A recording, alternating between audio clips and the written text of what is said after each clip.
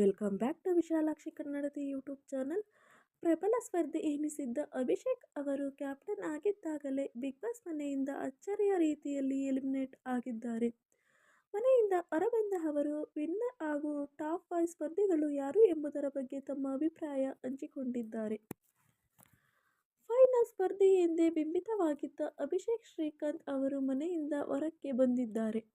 ಮನೆಯಲ್ಲಿ ಮೊದಲ ಬಾರಿಗೆ ಜೋಡಿ ಕ್ಯಾಪ್ಟನ್ಶಿಪ್ ಕೊಡಲಾಗಿತ್ತು. ಎರಡನೆಯ ಬಾರಿ ಇವರು ಕ್ಯಾಪ್ಟನ್ ಆಗಿದ್ದರು. ಆದರೆ ಇದೀಗ ಕುತೂಹಲದ ಸನ್ನಿವೇಶದಲ್ಲಿ ಹೊರಕ್ಕೆ ಬಂದಿದ್ದಾರೆ. ಈ ಮೂಲಕ ಕ್ಯಾಪ್ಟನ್ ಆಗಿರುವಾಗಲೇ ಹೊರಕ್ಕೆ ಬಂದಿದ್ದಾರೆ. ಈ ವಾರ ಎಲಿಮಿನೇಷನ್ ಪಟ್ಟಿಯಲ್ಲಿ ಅಭಿಷೇಕ್ ಜೊತೆ ಸೂರಜ್ ಮತ್ತು ಮಾಳು ಅವರು ಇದ್ದರು.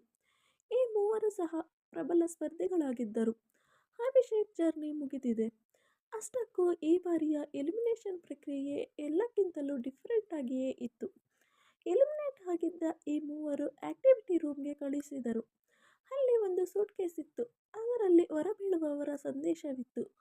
ಸೂಟ್ಕೇಸ್ಗಳನ್ನು ತೆರೆದಾಗ ಅಭಿಷೇಕ್ ಅವರ ಸೂಟ್ಕೇಸ್ನಲ್ಲಿ ದಿ ಎಂಡ್ ಎಂದು ಬರೆಯಲಾಗಿತ್ತು. ಸಹಜವಾಗಿ ಇದೀಗ ಅಭಿಷೇಕ್ ಅವರು ಸೆಲೆಬ್ರಿಟಿಯಾಗಿದ್ದಾರೆ. ಹಾಗೆ ನೋಡಿದರೆ ಅವರು ಹಲವಾರು ಸೀರಿಯಲ್ಗಳಲ್ಲಿ ನಟಿಸಿ ಜನಮನ್ನಣೆ ಗಳಿಸಿದವರೇ. ಆದರೆ ಇದೀಗ ಬಿಗ್ ಬಾಸ್ನಿಂದಾಗಿ ಇನ್ನೂ ಒಂದು ಹಂತ ಮೇಲಕ್ಕೆ ಹೋಗಿದ್ದಾರೆ. ಈ ಸಂದರ್ಭದಲ್ಲಿ ಅವರಿಗೆ ಟಾಪ್ 5 ಮತ್ತು ವಿನ್ನರ್ ಬಗ್ಗೆ ಕೇಳಲಾಗಿದೆ. ಸಾಮಾನ್ಯವಾಗಿ ಎಲಿಮಿನೇಟ್ ಆಗಿ ಬಂದ ಎಲ್ಲರ ಬಾಯಿಯಲ್ಲೂ ಇರುವುದು ಗಿಲ್ಲಿ ನಟನ ಹೆಸರು. ಆದರೆ ಅಭಿಷೇಕ್ ಮಾತ್ರ ಬೇರೆಯವರ ಹೆಸರು ಹೇಳಿದ್ದಾರೆ. ಅವರ ದೃಷ್ಟಿಯಲ್ಲಿ ಧನುಷ್ ಅವರೇ ವಿನ್ನರ್. ಇವನು ಚೆನ್ನಾಗಿ ಹಾಡುತ್ತಾನೆ. ನನಗೆ ಅವನು ಮ್ಯಾಚ್ ಆಗುತ್ತಿದ್ದ. ಸೆನ್ಸಿಬಲ್ ಆಗಿದ್ದಾನೆ. ಅವನೇ ವಿನ್ ಆಗಬೇಕು ಎಂದಿದ್ದಾರೆ. ಇನ್ನು ಟಾಪ್ 5 ಅಲ್ಲಿ ಯಾರು ಎಂಬ ಪ್ರಶ್ನೆ ಸಹಜವಾಗಿ ಎಲ್ಲರಂತೆಯೇ ಧನುಷ್ ಜೊತೆಗೆ ಗಿಲ್ಲಿ ನಟ, ಅಶ್ವಿನಿ ಗೌಡ, ಕಾವ್ಯ ಶೈವ ಮತ್ತು ರಕ್ಷಿತಾ ಶೆಟ್ಟಿ ಹೆಸರು ಹೇಳಿದ್ದಾರೆ.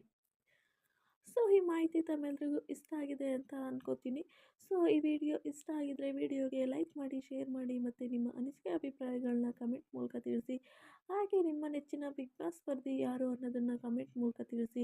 ಹಾಗೆ ಇನ್ನು ಯಾರು ವಿಶಾಲಾಕ್ಷಿ ಕನ್ನಡತಿ ಯೂಟ್ಯೂಬ್ ಚಾನಲ್ನ ಸಬ್ಸ್ಕ್ರೈಬ್ ಮಾಡ್ಕೊಂಡಿಲ್ಲ, ದಯವಿಟ್ಟು ಚಾನಲ್ನ ಸಬ್ಸ್ಕ್ರೈಬ್ ಮಾಡ್ಕೊಳ್ಳಿ. Thank you.